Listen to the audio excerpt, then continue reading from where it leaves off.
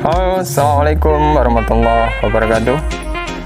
Anak-anak sekalian, perkenalkan, karena kita belum pernah ketemu sebelumnya, izinkan saya untuk memperkenalkan diri dulu. Mungkin di antara kita belum pernah ada yang ketemu. Jadi saya adalah pengajar mata pelajaran sejarah Indonesia. Nama saya Nur Ahmadi. Anak-anak biasa memanggil saya dengan sebutan Bude Herlino. Salah, dengan sebutan Pak Ahmadi.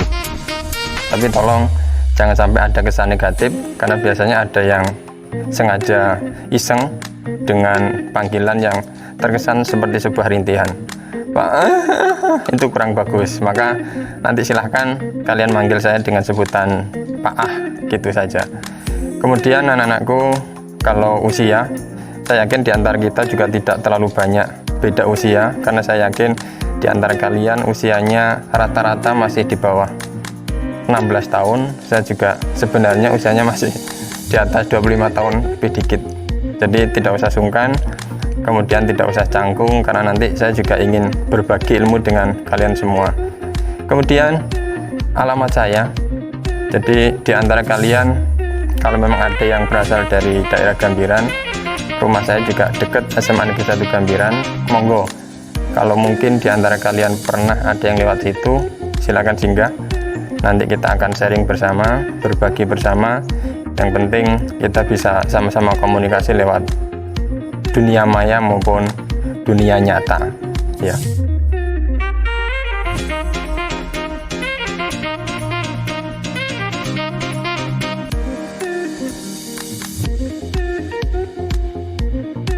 Pelajaran sejarah itu sebenarnya bukan pelajaran yang penting, tetapi bukan berarti orang sejarah tidak bisa menjadi orang yang penting. Nah, saya ingin menekankan kepada kalian bahwa ketika kita belajar sejarah, sebenarnya banyak hal yang bisa kita ambil. Secara nggak langsung, kalian sebenarnya tiap hari sudah mencintai sejarah. Coba kalian lihat HP yang ada di memori kalian, itu merupakan sebuah kenangan, karena sejarah bagian dari masa lalu. Untuk itu, saya nanti akan berbagi dengan kalian. Saya punya IG, ya, punya Facebook, kemudian punya Twitter, punya WhatsApp. Kita bisa berbagi dengan leluasa. Maka saya berharap lewat pertemuan kita ini, meskipun kita belum tatap muka, nanti kita bisa sharing lewat pembelajaran daring kita, lewat psikologi yang sudah di-share oleh sekolah. Maka saya berharap kalian nanti bisa komunikasi lebih intens dengan Pak Ahmadi ketika pembelajaran dimulai. Oleh karena itu, di akhir perkenalan ini, saya berharap kalian tetap sehat selalu, tetap semangat. Saya tunggu kalian di Semadadara. Assalamualaikum warahmatullahi wabarakatuh. Assalamualaikum warahmatullahi wabarakatuh. Anak-anak sekalian, pada pagi hari ini marilah kita belajar bersama materi sejarah Indonesia, menelusuri peradaban awal di Kepulauan Indonesia. Tapi sebelumnya, saya ingin mengajak kalian untuk berdoa terlebih dahulu dengan harapan semoga pembelajaran pada pagi hari ini bisa berjalan dengan lancar. Berdoa dimulai. Kompetensi dasar yang akan kita capai pada pertemuan kali ini adalah memahami dan menerapkan konsep berpikir kronologis, diakronik, sinkronik, ruang dan waktu dalam sejarah. Jadi harapannya kalian nanti bisa menerapkan konsep berpikir ini dalam kehidupan sehari-hari. Lanjut ke tujuan pembelajaran. Untuk yang pertama, Diharapkan kalian nanti bisa menjelaskan pengertian praaksara dengan nirleka, kemudian membandingkan pengertian praaksara dan prasejarah. Yang ketiga, menjelaskan arti penting zaman praaksara. Dan yang terakhir, menunjukkan contoh konsep berpikir sinkronis dan diakronis. Jadi di akhir pembelajaran ini kita harapkan di antara 4 indikator ini kalian bisa memahami, kemudian menjelaskan, dan terakhir kalian bisa mengerjakan kuis atau evaluasi di akhir pembelajaran. Nah, untuk masuk ke inti materi, silahkan simak materi pembelajaran berikut. Tapi sebelumnya kalian silahkan bisa membuka buku kalian terlebih dahulu atau menyiapkan literatur lainnya, sehingga nanti kalian bisa memadukan dan bisa memahami materi yang akan kita bahas pada pertemuan kali ini. Sesuai dengan pengantar yang saya sampaikan tadi, bahwa pertemuan kali ini kita akan membahas tentang materi masa praaksara. Nah, kira-kira apakah di Indonesia ini masih ada penduduk yang belum bisa membaca dan menulis atau mengenal tulisan? Coba di antara kalian mungkin ada yang bisa menunjukkan atau bisa memberi contoh. Kira-kira ada nggak masyarakat atau manusia yang belum bisa membaca dan menulis? Saya akan beranalogi atau ingin bertanya dulu kepada salah satu di antara kalian. Kira-kira ada nggak yang mempunyai adik kecil? Atau mungkin tetangga yang masih berusia 4 atau 5 tahun yang belum bersekolah? Coba di antara kalian. Nah, maksud saya gini, kalau kalian amati bahwa seorang anak kecil apakah sudah bisa membaca dan menulis? Kira-kira ketika kamu bertanya kepada seorang anak, "Hei mas, ini huruf apa?" Kira-kira bisa dia menjelaskan ini huruf A atau B atau C dan seterusnya? Bisa? Tidak bisa ya? Nah, tetapi kalau kalian amati bahwa mereka itu bisa berkomunikasi. Dia bisa berucap kepada temannya, "Ayo rek, main dolan-dolanan," gitu. Atau "Ayo rek, kita main makan-makanan." Nah, itu merupakan sebuah gambaran bahwa ternyata meskipun dia belum mengenal tulisan, tetapi dia bisa berkomunikasi dengan orang lain. Nah, kondisi ini yang bisa menggambarkan kehidupan manusia pada zaman praaksara dulu. Mereka belum bisa membaca dan menulis, tetapi dia bisa menciptakan sebuah peradaban yang sangat tinggi, dan bahkan itu menjadi kebiasaan manusia modern sekarang. Nah, kalau kalian pernah membaca tentang biografi seorang peneliti sejarawan, dia bernama Butet Manurung.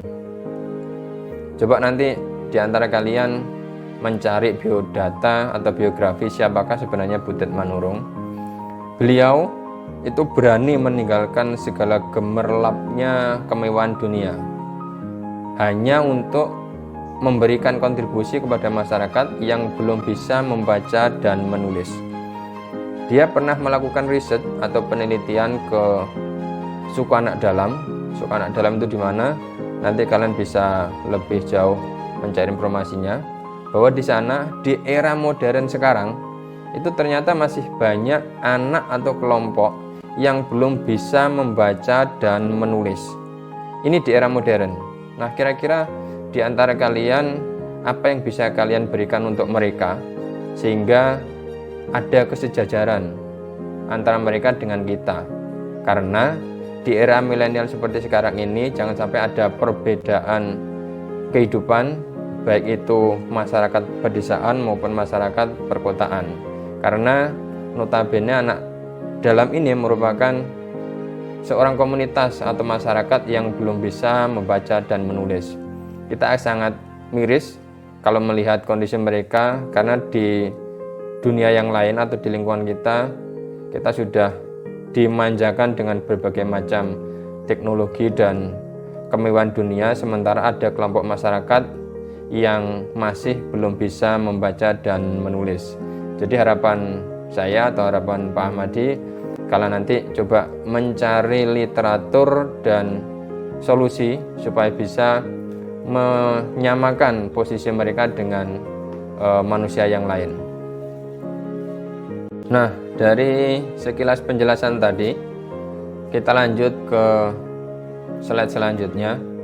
Saya ingin bertanya kepada kalian lagi, mengapa istilah praaksara itu lebih cocok dibandingkan dengan istilah prasejarah?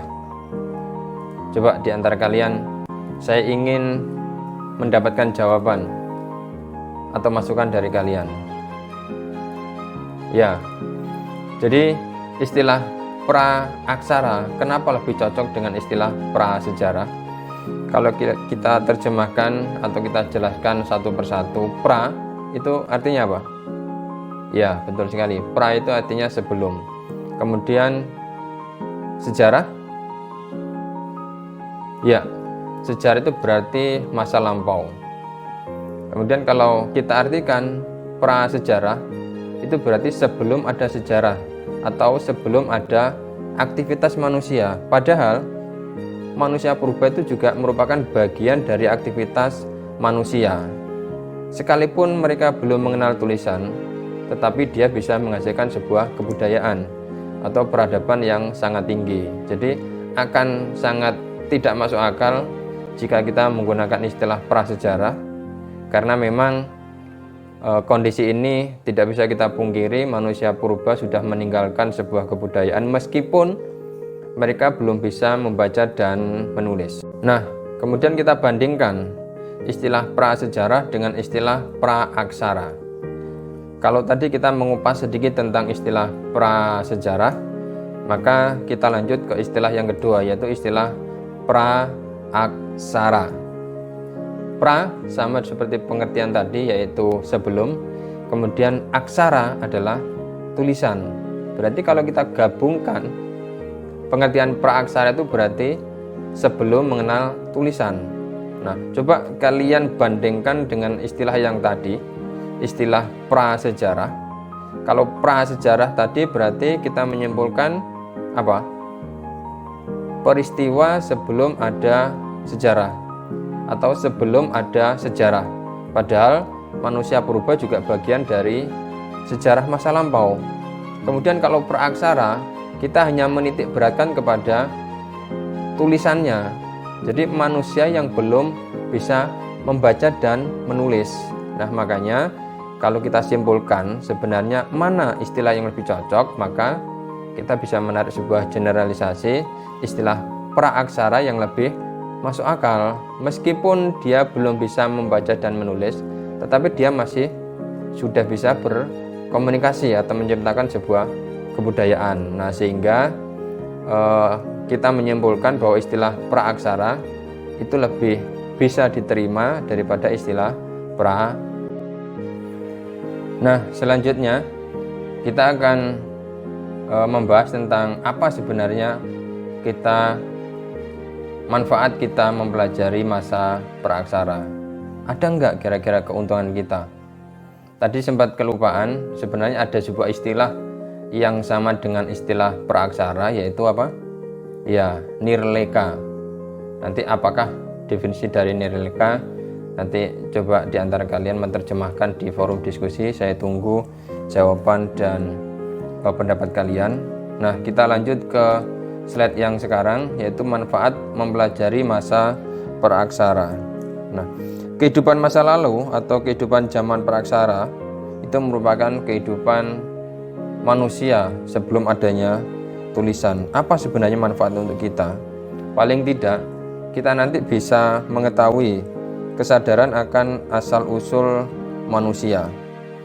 Nah, kalau kita melihat sebuah tumbuhan itu memiliki akar. Semakin tinggi tumbuhan itu, maka semakin dalam pula akar itu menghujam ke dalam tanah dan tidak mudah untuk diterpa angin. Nah, di antara kalian mungkin ada yang pernah naik pohon kepala. Pohon kelapa. Jadi kalian rasakan bagaimana suasana di atas ketika kalian ada di atas pohon kelapa, maka akan semakin kencang angin menerpa. Nah, ini bisa kita simpulkan bahwa kita tidak boleh melupakan sebuah tradisi atau kebudayaan yang sudah menjadi bagian dari kehidupan kita. Itu juga sebagai peringatan bahwa meskipun budaya mereka tidak dikatakan tidak modern, tetapi itu menjadi dasar kita dalam melakukan kegiatan di era modern. Nah, di antara kalian ini karena kelas taruna,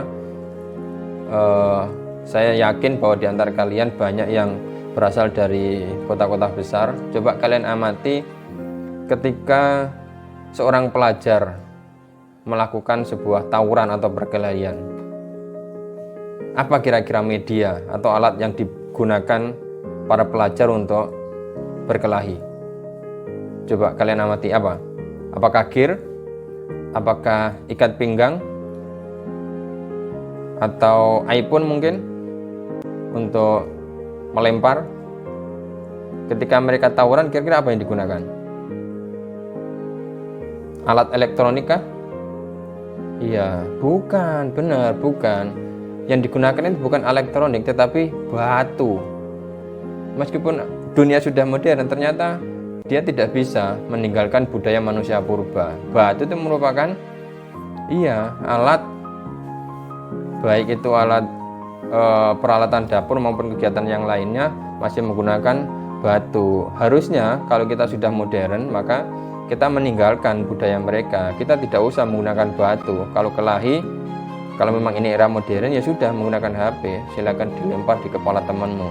Itu sebagai bentuk lahirnya era modernisasi. Tetapi kan tidak. Nah, ini sebagai peringatan bahwa tidak semuanya manusia purba itu meninggalkan sisi negatif. Banyak yang bisa kita pelajari sehingga sebagai modal kita untuk melakukan aktivitas di era yang modern. Maka saya berpesan untuk kalian semua yang ada di kelas ini, jadi mohon kalian pilih dan kalian pilih aktivitas manusia purba mana yang harus kita tinggalkan dan mana yang bisa kita jadikan sebagai bahan pelajaran atau peringatan. Kalau mereka tidak berbudaya, jarang menggunakan baju, itu wajar karena memang dulu tidak ada mode, tidak ada fashion yang bisa mereka gunakan. Tetapi sekarang, mengapa banyak di antara kita, dunia sudah modern, harusnya semuanya serba tertutup, tetapi banyak di antara kita yang, mohon maaf, seolah-olah budaya masih budaya manusia purba. Celana disobek, kemudian baju kekurangan kain, itu sebagai bentuk kita kembali ke era zaman dulu. Nah, mudah-mudahan di kelas ini kalian tidak ada seperti itu, sehingga kita bisa mencari inspirasi dari kehidupan manusia purba. Nah, sebagai penutup, ini nanti akan ada kuis. Oke, untuk sesi selanjutnya, setelah kita berbicara atau membahas sekilas tentang masa praaksara, ini ada sesi kuis atau sesi diskusi kita di pertemuan kali ini.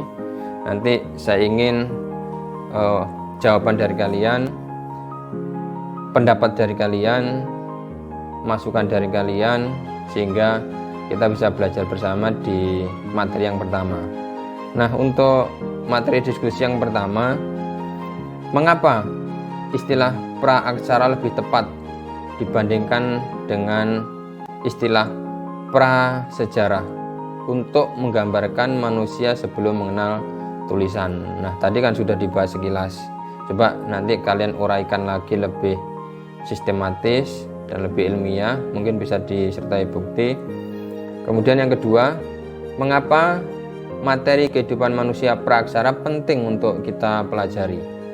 Jadi apa kira-kira yang bisa kita ambil dari kehidupan manusia praaksara? Untuk bahan diskusi kita yang ketiga, apa pelajaran dapat kita peroleh dari belajar kehidupan masa praaksara?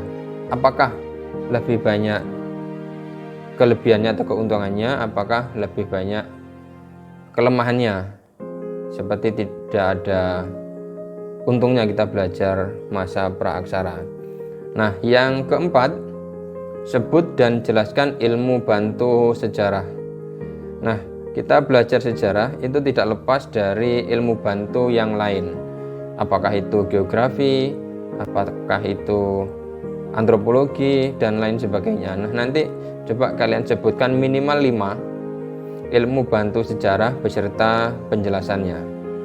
Nah, yang terakhir, kita tadi sudah membahas sedikit tentang Butet Manurung.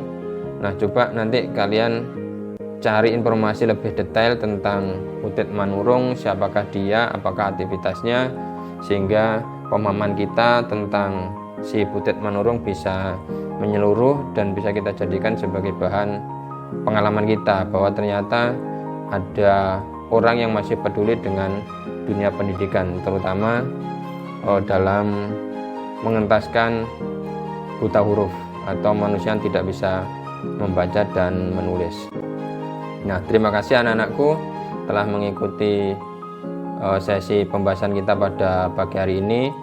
Silahkan kalian diskusi bersama.